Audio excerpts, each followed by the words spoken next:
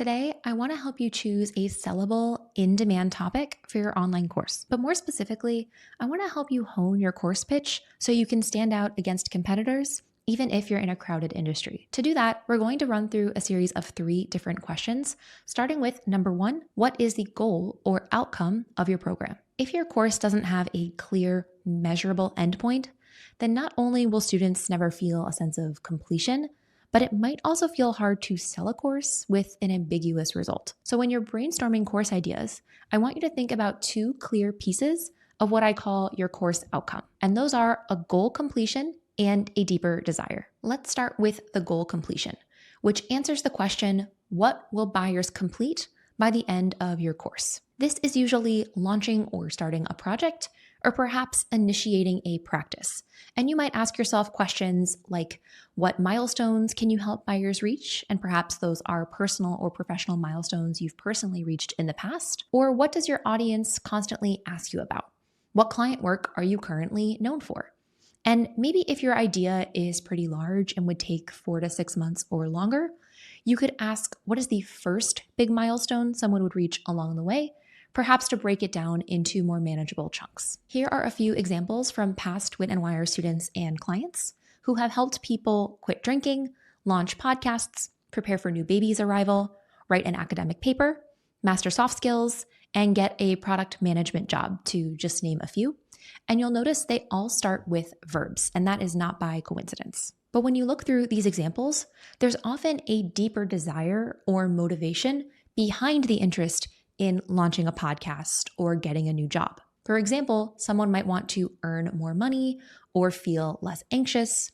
They might want to feel more connected to a partner or have more fun. Often, these are related to the marketer's big 3 categories of health, wealth, or relationships. And I'd argue that in health, I would also consider personal growth and joy for certain topics or course industries. So when you're thinking about your own course topic, I want you to pair a goal completion with a deeper desire to make sure that there's true demand in the marketplace. Because as a key takeaway, we can't create desire. We can only identify it and provide solutions to our buyers' existing goals, challenges, and thoughts. But what you might begin to notice is that even if 2 people have the same goal, like getting a new job or building a website, their motivation might be quite different between audiences. And that leads us to question number 2, who is your best buyer? Now, I know a lot of service-oriented entrepreneurs often resist choosing just one person because their expertise could help so many people and they want to help as many people as possible. Or in other cases, they have so many interests and they don't want to limit themselves. So those worries are completely valid. But here's why I want to share a mindset shift, that focusing on one ideal buyer will actually help you reach more people and make a bigger impact. And that comes down to the fact that buyers want personalized solutions to their problems. Ultimately, we value and pay more for products that are made just for us. And to better explain this, I thought I would offer a bit of an anti-example, perhaps of a career coach who wants to help anyone who needs any job. That sounds good in theory, and I have no doubt that their skills could help them reach anyone in the market with any type of job.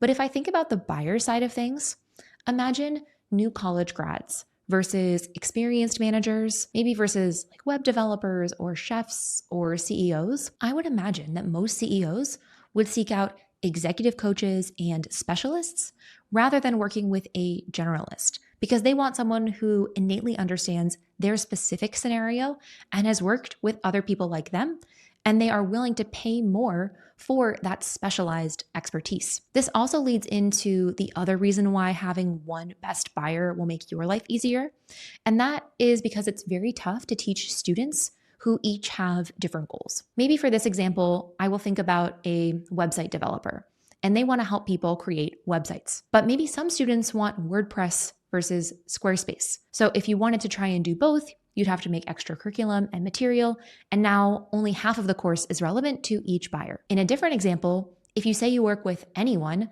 that could include websites for freelancers versus restaurants versus authors, course creators, e-commerce. So many different people need websites for different reasons and would need different features and pages. So you can see how tough it would be to make a course that appeals to everyone And even if you could work everything in, you've now created a lot more choice and noise for all of your students because there is no student for whom 100% of your curriculum is relevant.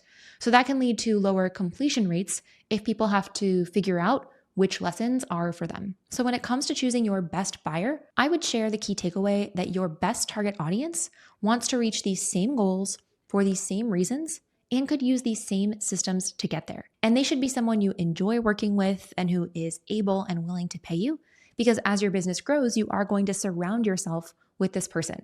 So I would make sure that they are somebody that you could see yourself being around and helping for the long term. But at this point, you might be wondering about competition. And maybe it feels like everyone has already done your topic or that your industry is too saturated with too many big names. But a reframe I want to share is that competition validates demand. It's actually a good sign. And it shows that there is a healthy market of buyers who want to reach your goal and who are able and willing to pay in order to get there. But that still leaves us with one final question, which is how can your course stand out?